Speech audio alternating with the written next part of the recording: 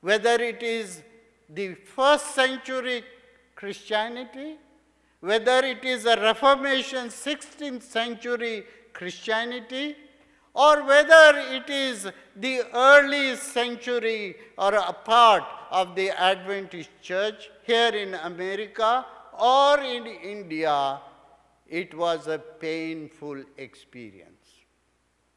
And some of you are early signatories of this church. It must have been a painful experience. But today, we are here in an organized church, and I wish this church God's blessings, and may this church grow in glory, God's glory. May this church grow in God's Spirit and make an impact on the lives of its church members in the community, and only eternity will tell what has been the impact of this church. Now, my second part, how much time I have? 15 more minutes. Is that a prophetic time? The second part is, as mentioned, the God of second chance. And this is my personal testimony. And that is,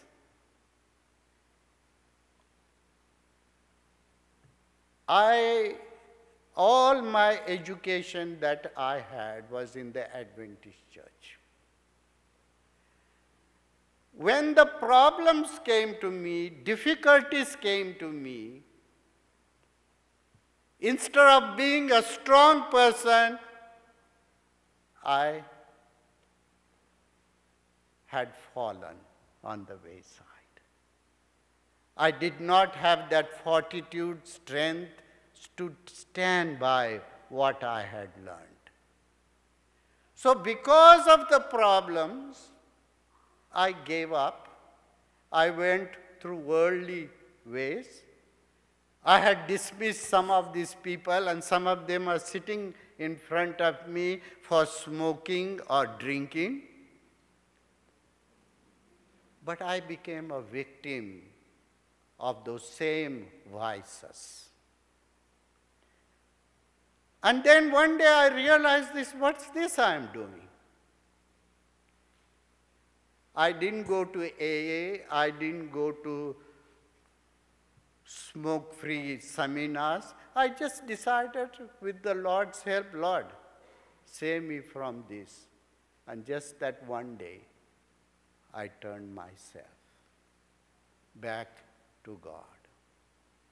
But then that was not enough.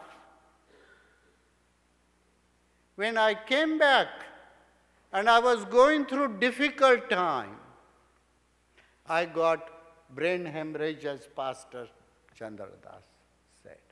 Doctors had given me just a few hours. Of course, I was unconscious. They couldn't find where the bleeding is, so they couldn't open my. So what happened? Next day, my eyes were opened. How? A nurse was praying over me, and her tears fell on my cheek. And I opened my eyes. But when I opened my eyes, I realized that I had double vision. I couldn't read, I couldn't see, I was paralyzed, my speech was impaired. I lost my memory. Of course, when I told my friends that I lost my memories, they told me, don't take it too serious. It was like that even before. But doctor said it will take you a couple of years. But within 3 months, the Lord gave everything back to me.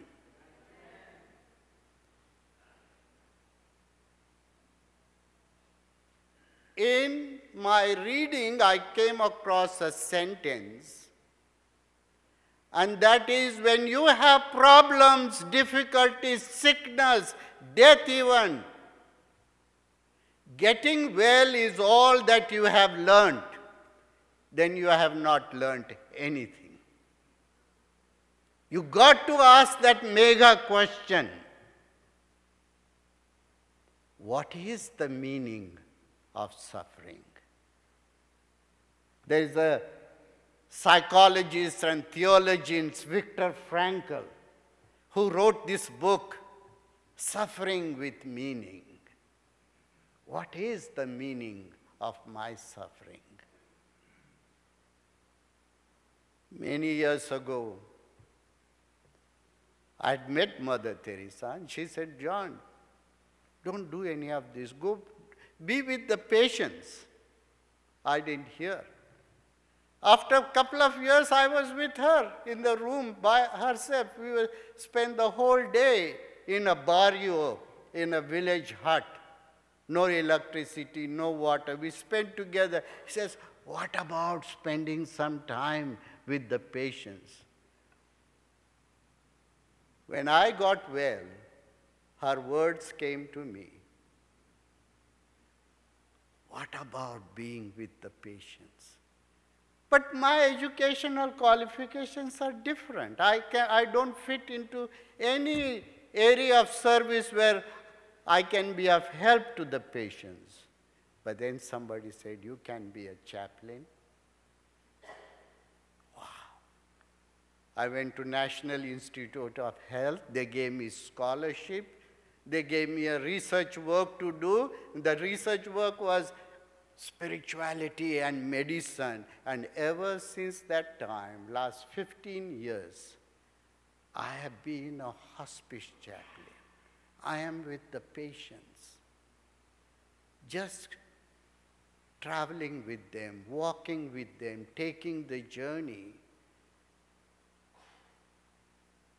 Last week I met a patient who says, I have 70 years, I have never been to any church. Now he says, I have few days, but I want to get baptized. I took him to a church. I told the pastor, please give him Bible studies. And last Sunday, at 7 in the morning, in the city of Winchester, we went and baptized him. And he came out after drying himself and putting dry clothes. He says, Pastor, now I am ready to go. I can tell you perhaps hundreds of experiences like that, that how the Lord is using me. And now, whatever has been my journey, good, bad, ugly, I was not with the Lord. Today, I can say I am in the Lord. I'm a peaceful guy. And should my journey end today, I can say like that guy who baptized last week and said, I am ready because I am in the Lord. And if you don't hear anything else, our God is a God of not only second chance, but second chances. Only if we can open our eyes and see. My experience is only when you are sometimes blind, you can see things better. And so, sorry I took a little longer time. But I want to present this Jesus Christ, a historical Jesus Christ, Christ of the first century, Christ of eternity, our Savior, our Redeemer, our hope. our salvation. He is there to give you second chance only if you allow him. May the good Lord bless you, is my prayer.